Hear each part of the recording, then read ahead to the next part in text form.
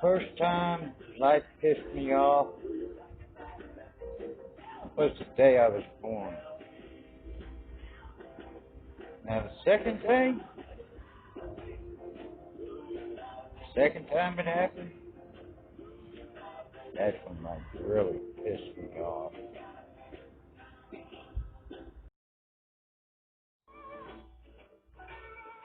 It's been so long ago that life pissed me off, I couldn't remember why. And I sat here thinking. I remembered my nephew peeing on me. Then I remembered getting into a limousine. Then I remembered going to Arlington.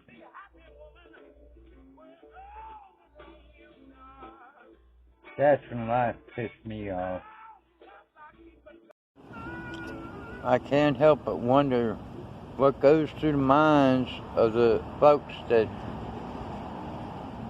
are supporting Joe Biden and Kamala Harris. Well, what they don't realize is that Joe Biden is not going to be president. He's going to get removed after he gets elected. They're going to remove him because Pelosi is trying to change the 25th Amendment to include removal of a president by a vice president.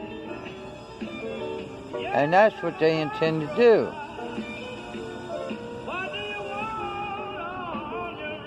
So that Joe Biden can be put out to pasture and no longer be president. And they intend to put Hillary Clinton in the White House. That is exactly what's going on here. I wish people would wake up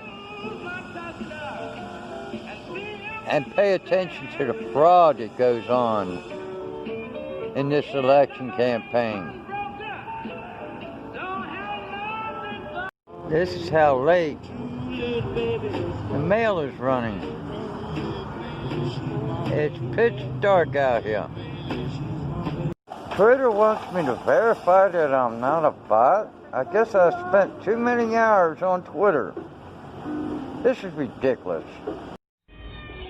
How many times have you had to verify you are not a bot on Twitter? I've had to do it a couple times. Just in the past 4 or 5 days. Once yesterday. Well, this morning when I finally did get synced up. But this is ridiculous. I have to verify you're not a bot every time you go to get on the site. Twitter, y'all have lost your damn minds. You see a human being right in front of you, and you want to call them a bot. What the Democrats are forgetting about is it's not about the party anymore in elections. It's about money in your pocket. Who is going to help you put money in your pocket? That is what it's all about. Every bit of these days. Who is going to put money in your pocket? Joe Biden can't. Greene County deputies have arrested 19-year-old Charles Ray Ramos. They found him in a trailer just yards from where they found the body. They've charged Ramos with malice murder and concealing the death of another person. Deputies are waiting to hear back from the GBI for positive identification. Demographics of the outbreak continue to show shifting in the age groups infected. A new study shows nearly 800,000 children in the United States have been infected with the coronavirus so far this year. With more schools announcing prolonged virtual learning amid the pandemic, many families are struggling to pay for extra childcare. Daycare facilities themselves still need help too. Some daycares use federal coronavirus relief money to keep their doors open, but 7 months later, that money has run out. The State Department of Early Care and Learning says more help is on the way. But curbside pickup is definitely a game changer. I'm comfortable going and shopping. I think the stores are doing a good job keeping everything clean and sanitized. It's more convenient to just pick it up on the app, order it on the app, pull up curbside, and then have them hand it to you. Retailers are also taking extra safety precautions to welcome shoppers, including hand sanitizing stations, mask mandates, and extensive cleaning efforts. In the region of its kind, they have this kind of a partnership with mental health professionals. That didn't pull these over police officers. Fox 5 News is brought to you. Keep in mind, I live in a liberal city of tree huggers. Week will be in the Great Lakes states of Pennsylvania, Michigan, and Wisconsin, and North Carolina and Florida here in the southeast. Trump campaign spokesperson Steve Cortez told me this afternoon that they are well aware that Georgia is changing. Do you think Georgia is in play this year? Oh, listen, I definitely think it's in play. Now, I'm confident that we're going to win Georgia, but we're not being cocky or complacent in any sense. And I don't have to tell you that Georgia has changed quite a lot. You've had a lot of migration from the north. A lot of people have come there for the opportunity of Georgia because it has been a liberty-minded state, like a lot of red states. But those folks who come, paradoxically, they bring their blue voting ways with them. And so states like Georgia aren't as reliably red as they used to be. President Trump is campaigning in Nebraska tonight after stops in Wisconsin and Michigan. Georgia has broken early voting records this year, with more than 3 million people now already casting their ballot in the November general election. But despite those numbers, Secretary of State Brad Raffensperger says there are still people who haven't submitted their absentee ballots. Nearly 1 million Georgians have requested the ballots, but more than 500,000 have not sent them in.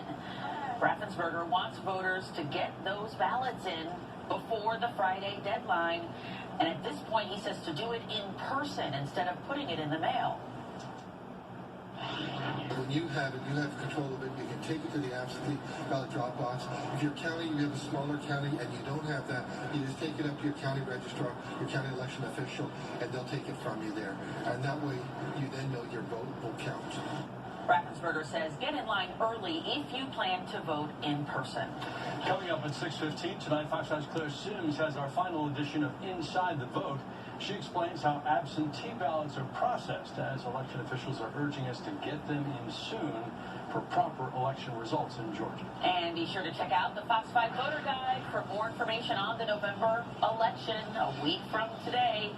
We have answers to your questions about early voting, in-person voting, absentee ballots, and more. Just go to Fox 5 Atlanta. Been up tornado threat that we see mainly south of Atlanta, but something we'll be monitoring. Hey, check out these wind gust forecasts now. As we get into tomorrow night, it really starts picking up, and then here comes the system itself. Could see 40, 50 mile an hour plus wind gusts. That's going to be early on Thursday morning, so make sure that you're with Joanne Feldman on Good Day Atlanta Thursday morning. She will keep you updated on all of that. So it rolls on into 9 o'clock, 10 o'clock in the morning. More gusts across North Georgia. So, yeah, tree damage, power outages probably likely across the region. Things start calming down a little bit, but still breezy into your Thursday evening.